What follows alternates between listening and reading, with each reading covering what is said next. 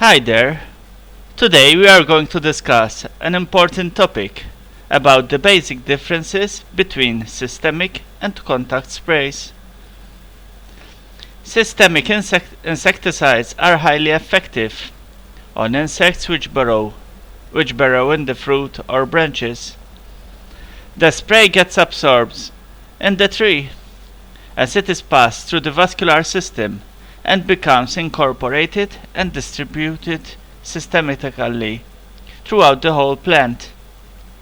When insects feed on the plant, they ingest the insecticides.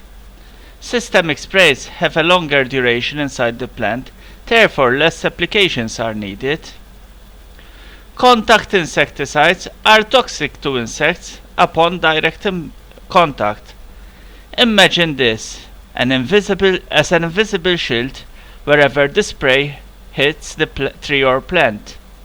Contact sprays provide a layer of protection on the outside of the plant, and usually the spray must be applied more frequently. If you enjoyed this video, please subscribe and give us a thumbs up.